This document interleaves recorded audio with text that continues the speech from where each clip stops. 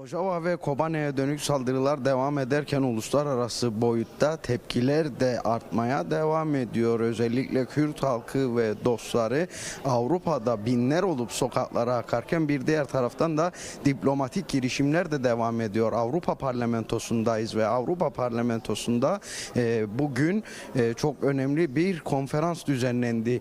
Defend Rojava'yı savunalım ve demokratik yapıyı savunalım başlığıyla Avrupa Parlamenterleri Die Link partisi ve Avrupa Parlamentosu Sol Grubu tarafından düzenlenen bu konferansta katılımcılara mikrofon uzattık. It was very important for us to host this event inside the European Parliament because the behavior of the international community and in particular of the European Union is shameful. After imperialist powers profited of the Kurds years ago to fight the Islamic State, now they're not only in silence but they also cooperate with the jihadist government of al-Shara.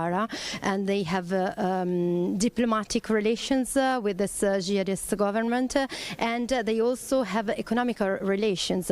After the attacks in Aleppo already started, Ursula von der Leyen visited Syria and also promised money for the transition of the Syrian government.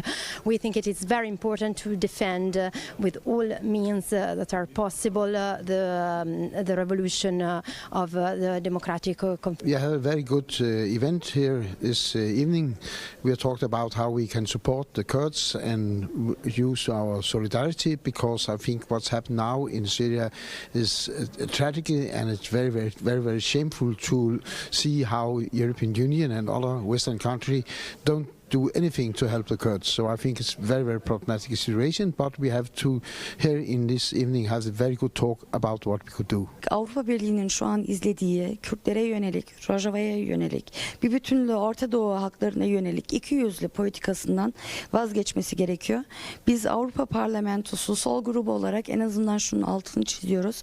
Bu dönemde gerçekten Ankara hükümetiyle, cihadist gruplarla birlikte çalışmanızla birlikte siz oradaki halklara yapabileceğiniz en büyük kötülüğü yapıyorsunuz ve üstüne 620 milyon euro bu cihatçı güçlere şu an yardım olarak gönderiyorsunuz. Biz bunu kabul etmiyoruz. Avrupa Parlamentosu son yıllarda Kürtlerin IŞİD'e karşı verdiği mücadelede çok yüksek sesli alkış çaldı. Bu saatten sonra susarsa eğer Avrupa Parlamentosu yanlış yapar. Ondan Avrupa Parlamentosuna, hatta tüm dünya kamuoyuna şu an sesi çıkartma zamanı diye seslenmek istiyoruz. Gerçekten Kürtlere sahip çıkma, Rojava'ya sahip çıkma zamanıdır. But unfortunately, even myself, I feel very disappointed because from 2015, when we saw the heroic fight at Kobane, when the Kurds, in the name of humanity civilization, were able to stop the Islamic State, the barbaric forces of the Islamic State. Now we have a second treason for the Kurds. And I feel also that the European Union has a duty in the name of civilization and human values to support the Kurds and not the jihadist so-called transitional government of Syria. On a personal level, even myself, I wonder what can I do, but starting from tomorrow, I would put it on the Committee of Foreign Affairs towards the Cyprus presidency to see if we can take some action at the political level before it's too late. The Kurds don't owe us anything. We owe to them. Rojava ve Kobane'ye dönük saldırılar